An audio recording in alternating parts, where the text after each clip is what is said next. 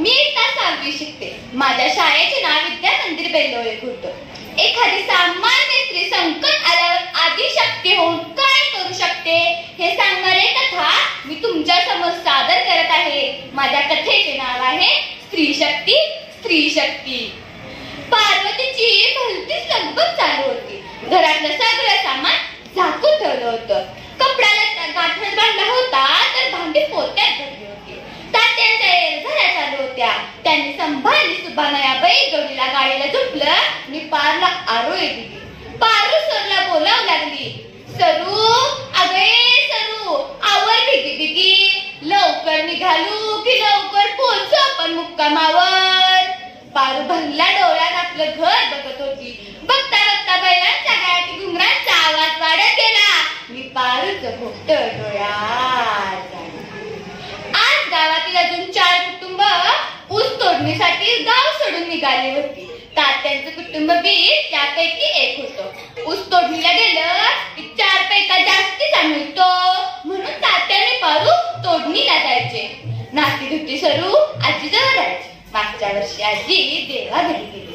आता सरूला पुन्हा ठेवायचं हा प्रश्न दोघांना पडला. तशी सरूची एक मावशी गावातच राहायची पण तिचा नवरा दारुडा. त्यामुळे पोरगी कशी राहावी तिच्याकडं हा विचार करून मनात नसताना बी सरूला तोडणीला न्यावं लागलं. सायंकाळी सगळ्या बैलगाड्या कदमाने सांगितलेल्या मुक्कामावर पोहोचल्या. सगळ्यांनी बैलगाड्या सोडल्या. बैलांना चारा पाणी देत शिवारात मोकळ्या जागेत खोप्या तयार केला. आणलेला संसार कोपऱ्यात मांडला आणि बायका रात्रीच्या जेवणाला लागल्या. सरूसाठी हे सारं नवीन होतं. आजपर्यंत नुसतंच ऐकत होती, आता ते सारं पाहत होती. दुसऱ्या दिवशी फटफटीच्या आवाजानं तळावरची सगळी मंडळी आपल्या खोपीतून बाहेर आली. एका जागी गोळा झाली. तोवर मुकादम गाडी बंद करून फिरफिरता नजर नाही तळ पाहू लागला. पुरुषांबरोबर बोलत बोलत तो बायखाना निरखत होता. अचानक त्याची नजर सरूवर गेली. ते नाजूक पाखरू चटकन त्याच्या डोळ्यात भरलं. आपण या पाखराची शिकार करायची असा विचार करत डोळे निचकावत आता तो तळावासारख्या गिरट्या घालू लागला. सरूला काही ना काही निमित्तानं आपल्याशी बोलायला भाग पाडत होता. सरूला हे नवीनच वाटत होतं. मुकादम आता दुपारी तळावर येऊ लागला पण त्याला सरूचा सुगावा लागत नव्हता कारण सरू आपल्या मायबापासोबत तोडीला जायची. एके दिवशी सरूला तापानं हुडहुडी भरली. पारूला तिची काळजी वाटू लागली. सरू तळावरच थांबली. तळणी ताटी एकटी पोरगी तळावर ठेवायला पारला कसेच वाटत होते पण शेतात गेल्याशिवाय तिची चूल पेटत नव्हती. चूल पेटत नव्हती. आज मुकादम शेतात गेला पण त्याला सरू दिसली नाही. त्याच्या मनात गुदगुद्या होऊ लागल्या. तो आनंदाने तळावर आला. त्याला माहित होतं सरू तळावर एकटीच असणार. डोळ्यांवरचा गॉगल बोटाने फिरवत तो सरू जवळ आला.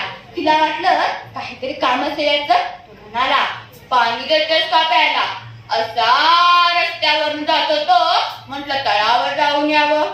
सरू पाणी आणण्यासाठी खोपीत गेली. इतक्या अजगरांना तिला आपले मिठी लावलं. सोडा सोडा वाचवा मला वाचवा म्हणून ती ओरडू लागली पण तो किस्सा आलेला होता. सरू आपल्याला वाचवण्याचा प्रयत्न करत होती पण त्याला अक्षरशः ताकदी पुढे तिची ताकद कमी पडत होती. अचानक तिला शाळेत बाईंनी शिकवलेले बूट टच बॅग टच आठवले. त्या बलहट्ट शरीराला प्रतिकार करण्याची ताकद तिच्याकडे नव्हती पण तिने आज बाजूला केला.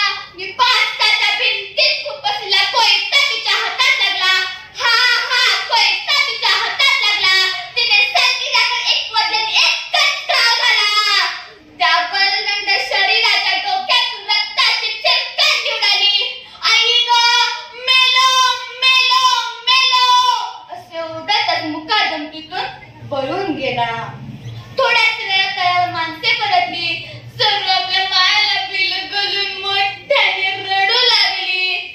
बघता बघता सगळीकडे बातमी पसरली. झाल्या प्रकरणाची पोलीस स्टेशनला तक्रार करण्यात आली. आज एका गरीब मुलीने दाखवलेल्या धाडसाचे कौतुक सारा परिसर करत होता. अशा अनेक सर्व आहेत ज्या नराधमांच्या वासनेच्या शिकार होतात पण